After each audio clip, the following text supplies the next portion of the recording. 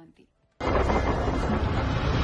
इस मूवी की कहानी में एक लड़की को दिखाते हैं जिसका नाम लारा क्रॉफ्ट है, जो बहुत ही अमीर होने के साथ साथ उसने एडवांस कॉम्बैट की ट्रेनिंग भी हासिल कर रखी है और हर तरह के हथियार चलाने में भी माहिर है। लारा अपनी जिंदगी में मुश्किल एडवेंचर वाले काम पूरे करने का शौक रखती है और उसके फादर भी पुरानी प्राचीन चीजों की खोज किया करते थे, जो एक मिशन के दौरान मारे गए थे। लारा के घर के लिए काम करने वाले दो और लोग भी रहते थे, जिसमें से एक का नाम हिलरी है जो लारा के घर के सारे काम वगैरह देखता है, और दूसरे का नाम ब्राइस है जो लारा के लिए सारी एडवांस मशीन और रोबोटिक चीजें बनाने का काम करता है। वहीं दूसरी तरफ दिखाते हैं कि कुछ बहुत ही अमीर और ताकतवर लोगों का एक ग्रुप है जो हजारों साल पुराने एक जादुई त्रिकोण को हासिल करने वाली एक अनमोल चाबी को ढूंढने के लिए बहुत सालों से कोशिश में लगे हुए हैं। उस त्रिकोण को इस फिल्म में ट्रायंगल ऑफ लाइट भी कहा गया है। तभी उन सब लोगों के बीच एक और आदमी आता है जिसका नाम पवेल है, और पवेल ही उस अनमोल चाबी को ढूंढने के मिशन को पूरा करने की कोशिश में लगा हुआ है। और कहा जाता है कि 5000 साल में एक दिन ऐसा आता है जिस दिन ब्रह्मांड में मौजूद सारे प्लेनेट एक सीध में आते हैं, और ये वही दिन है जब उस जादुई ताकतों से भरे त्रिकोण को हासिल करना होगा। और जो इंसान उस जादुई त्रिकोण को ढूंढकर हासिल कर लेगा वो दुनिया में वक्त के ऊपर भी काबू कर सकता है। मतलब कि वो दुनिया को बहुत ही आसानी से अपनी मुट्ठी में कर सकता है, क्योंकि दुनिया में अगर कोई सबसे ताकतवर चीज है तो वो समय है, और जो वक्त को काबू कर सकता है वो दुनिया में कुछ भी काबू कर सकता है। तो उस मीटिंग में मिस्टर पवेल वहाँ सब लोगों को यकीन दिलाता है कि प्लैनेट्स के एक सीध में आने से पहले वो चाबी ढूंढ लेगा, जिसके लिए उसके पास सिर्फ एक हफ्ते का टाइम है, क्योंकि अगर इस बार ये काम वक्त पे पूरा नहीं हुआ तो फिर उनको अगले 5000 साल इंतजार करना होगा, जो कि नामुमकिन है। अब अगले सीन में दिखाते हैं कि प्लैनेट्स की एक सीध में आने का पहला फेरा पूरा होते ही लारा क्रॉफ्ट के घर के अंदर छुपी हुई एक बहुत पुरानी घड़ी चलने लगती है, जो लारा के फादर ने घर के अंदर छुपा दी थी। और उस घड़ी के चलने की आवाज से लारा ढूंढते हुए एक संदूक तक पहुंच जाती है, जिसके अंदर वो बेशकीमती और पुरानी घड़ी छुपी हुई थी। तो लारा उस घड़ी को खोलकर चेक करती है तो उसके अंदर उस त्रिकोण को हासिल करने वाली वही अनमोल चाबी मिलती है, जिसको पवेल और उस संगठन के सब लोग ढूंढने के पीछे लगे हुए हैं। लारा इस बात को समझ नहीं पा रही होती कि उसके फादर ने ये घड़ी इतनी छुपा कर क्यों रखी हुई थी, और वो घड़ी इतने साल बाद आज ही चलना शुरू क्यों हुई। तो इस पहेली को सुलझाने के लिए लारा अपने फादर के एक बहुत ही अच्छे दोस्त के पास वो घड़ी लेकर पहुंच जाती है ताकि इस पहेली को सुलझा सके।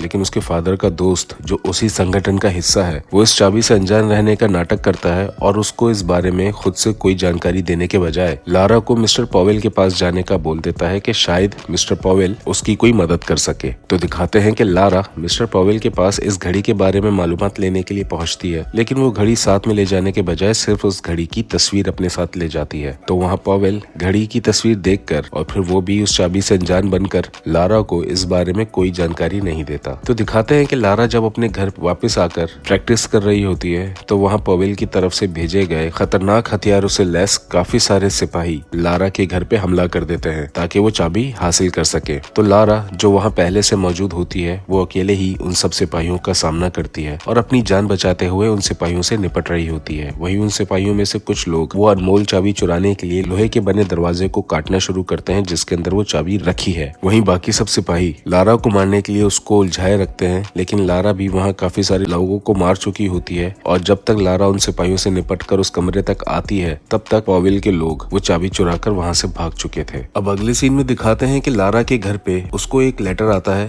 जो उसके फादर ने मरने से पहले लारा के लिए लिखा था, और उसको आज की तारीख में लारा तक पहुँचाने के लिए एक कुरियर कंपनी को दिया हुआ था। इस लेटर में उसके फादर ने उसी अनमोल चाबी और वो जादुई त्रिकोण के बारे में बताया है कि जो चाबी लारा को मिली है वो उन्होंने ही लारा के लिए छुपा कर रखी थी। और इस लेटर के जरिए वो लारा को एक बहुत बड़ी जिम्मेदारी देता है और उस त्रिकोण के बारे में बताता है कि हजारों साल पहले इजिप्ट के ताकतवर बादशाह को ये त्रिकोण मिला था, जो किसी तारे को पिघलाकर बनाया गया था। इस त्रिकोण में बेशुमार जादुई ताकतों के साथ वक्त को काबू करने की शक्ति भी है, और जब इजिप्ट के बादशाह ने इस त्रिकोण की ताकतों का गलत इस्तेमाल करना चाहा तो उस त्रिकोण की जादुई ताकतों से पूरा शहर बर्बाद होने के साथ वहाँ के सारे लोग भी मारे गए थे। जिसके बाद इजिप्ट के लोगों ने उस त्रिकोण को 2 टुकड़ों में तोड़ दिया था और दोनों टुकड़ों को दुनिया के अलग अलग कोने में छुपा दिया था, ताकि दोबारा इस त्रिकोण की ताकतों का गलत इस्तेमाल ना हो सके। लेकिन हजारों साल बाद आज भी कुछ कुछ लोग ऐसे हैं जो इस त्रिकोण और उस अनमोल चाबी को ढूंढ रहे हैं ताकि त्रिकोण की शक्ति से दुनिया पे राज कर सके। और अब तुम्हें इस चाबी की मदद से त्रिकोण के हिस्सों तक पहुंचने का रास्ता मिल जाएगा, जिसमें से पहला हिस्सा कंबोडिया में है। और मैं चाहता हूँ कि तुम उस त्रिकोण को बुरे हाथों में जाने से पहले हासिल करके उसको नष्ट कर दो। लारा अपने फादर की जिम्मेदारी को पूरा करने के लिए तैयार तो हो जाती है, लेकिन वो चाबी उसके पास से चोरी हो चुकी थी। तो फिर भी वो कंबोडिया के लिए निकल जाती है और वहाँ पहुँचते ही जब इलाके का जायजा ले रही होती है तो वहाँ उसको पहले से ही पॉवेल और उसके साथ काम करने वाला एक आदमी एलेक्स भी नजर आता है। एलेक्स वही आदमी है जो पहले लारा के साथ रिश्ते में हुआ करता था, लेकिन बाद में ये दोनों अलग हो गए थे। पॉवेल वहाँ के लोकल लोगों की मदद से उस जादुई त्रिकोण तक पहुँचने के लिए उस मकबरे में घुसने का रास्ता खुलवा रहा होता है। वहीं लारा भी उनसे पहले वहाँ पहुँचने की कोशिश में लगी होती है। तभी रास्ते में लारा को मकबरे का दूसरा रास्ता नजर आता है, तो लारा उस जगह को देखने के लिए वहाँ चली जाती है और एक जगह आकर पेड़ पे लगा फूल तोड़ती है। तभी उसके पैरों के नीचे एक सुरंग खुलती है और लारा उसके अंदर गिर जाती है, जो जाकर उसी जादुई मकबरे के अंदर निकलती है। उस मकबरे में काफी सारे मॉन्स्टर्स की मूर्तियां भी लगी हुई हैं, जो असल में उस मकबरे के रखवाले हुआ करते थे। तभी दिखाते हैं कि पॉवेल भी अपने आदमियों के साथ उस मकबरे के अंदर पहुंच जाता है, तो लारा उनको देखकर छुप जाती है। वहीं पॉवेल, जिसके पास उस चाबी को लगाने के लिए बहुत कम टाइम बचा है, क्योंकि प्लैनेट्स की एक सीध में आने का दूसरा फेज शुरू होने वाला है और उनको वक्त से पहले सही जगह ढूंढकर चाबी लगाकर त्रिकोण का एक हिस्सा हासिल करना है। तभी एलेक्स, जो पुरानी प्राचीन चीजों और मकबरों की पहेलियां सुलझाने का माहिर है, वो चाबी लगाने के लिए एक जगह ढूंढ लेता है। लेकिन इतने में लारा वहाँ पॉवेल को उस जगह चाबी लगाने से ये कहकर रोकती है कि चाबी लगाने की वो जगह गलत है, वहाँ चाबी लगाई गई तो हम सब यहाँ इस मकबरे के अंदर दफन हो जाएंगे, क्योंकि वो सिर्फ एक जाल है और असल चाबी लगाने की जगह यहाँ ऊपर है। तो पॉवेल, जिसको वक्त की कमी का बहुत खौफ होता है, क्योंकि अगर ये वक्त निकल गया तो दोबारा 5000 साल बाद ये दिन आएगा, तो पॉवेल ये रिस्क ले लेता है और वो चाबी लारा को दे देता है। और वक्त रहते लारा उस चाबी को सही जगह पे लगा देती है, जिसकी वजह से उस मकबरे में एक बड़ा लकड़ी का टुकड़ा रस्सियों से झूलता हुआ सामने बनी मूर्ति पे जाकर टकराता है, जहाँ से जादुई पानी और बहुत तेज रोशनी निकलना शुरू होती है। और उसी पानी की मदद से उस मकबरे की जमीन से त्रिकोण का आधा टुकड़ा ऊपर आ जाता है। तो लारा वो टुकड़ा पॉवेल के हाथ में जाने से पहले खुद हासिल कर लेती है। और वहाँ ये भी दिखाते हैं कि वही जादुई पानी उस मकबरे में मौजूद पहरेदारों की मूर्तियों के अंदर चला जाता है, जिसकी वजह से वो पत्थर की मूर्तियां जिंदा होने लगती हैं। ये सब देखकर वहाँ मौजूद सब लोग उन पहरेदारों पे फायरिंग करके उनको मारना शुरू करते हैं। वहीं एलेक्स खामोशी से वो अनमोल चाबी निकालकर पॉवेल को लाकर दे देता है। और लारा जब उन सब मूर्तियों को मार रही होती है, तभी उसी मकबरे में एक और बड़ी मूर्ति जिंदा हो जाती है, जिसको देखकर पॉवेल, एलेक्स और उसके सारे लोग डर के मारे उस मकबरे से भाग जाते हैं। तो लारा उस मूर्ति को भी मार गिराने के लिए उस पर जोरदार फायरिंग करती है, लेकिन उस मूर्ति पे फायरिंग का कोई असर नहीं होता और वो लारा को मारने दोबारा आगे बढ़ना शुरू करती है। तो लारा उस बड़ी झूलती लकड़ी की मदद से उस मूर्ति को मार गिराती है और उस मकबरे से निकलकर गायब हो जाती है। और जहाँ त्रिकोण का आधा हिस्सा भी लारा के पास ही होता है, जिसको ढूंढने के लिए पॉवेल यहाँ तक आया हुआ था। अब अगले सीन में दिखाते हैं कि लारा पॉवेल को कॉल करती है, क्योंकि उसके फादर की तरफ से दी गई चाबी पॉवेल के पास है। तो वहाँ पॉवेल लारा से सौदा करने की कोशिश करता है और उसको अपने शैतानी मकसद में भागीदार बनने की दावत देता है। तो लारा पॉवेल से मिलने चली जाती है, जहाँ पॉवेल लारा को उसका मकसद पूरा करवाने में उसकी मदद मांगता है और बदले में उसको त्रिकोण की जादुई ताकत से उसके फादर को लारा के लिए वापस जिंदा करने की लालच देता है। ये सब सुनकर लारा थोड़ा बहक तो जाती है, लेकिन उसका मकसद साफ है कि वो धोखे से पॉवेल की मदद करके उस चाबी की मदद से त्रिकोण का दूसरा टुकड़ा भी हासिल करेगी और त्रिकोण को हमेशा के लिए नष्ट कर देगी, जैसा उसके फादर ने उसको करने को कहा था। फिर दिखाते हैं कि लारा पॉवेल को यकीन दिला देती है कि वो पॉवेल के लिए त्रिकोण ढूंढने में उसकी मदद करेगी और बदले में पॉवेल उसके फादर को वापस जिंदा कर देगा। तो लारा पॉवेल और उसके सारे लोगों के साथ त्रिकोण का दूसरा हिस्सा ढूंढने के लिए सर्बिया के एक बर्फीले इलाके में पहुंच जाते हैं, जहां उनको बर्फ के अंदर एक गार मिलती है, लेकिन वो बर्फ से दबकर सदियों से बंद पड़ी हुई थी। लेकिन उसी गार के सामने एक पुरानी घंटी भी लगी होती है। तो लारा आकर उस घंटी को बजा देती है, जिसकी वजह से वहाँ बहुत तेज घंटी की आवाज बजना शुरू हो जाती है और उसी आवाज की वजह से वहाँ मौजूद बर्फ टूटने लगती है और उस गार में जाने का रास्ता भी खुल जाता है। तो वहाँ लारा और बाकी सब लोग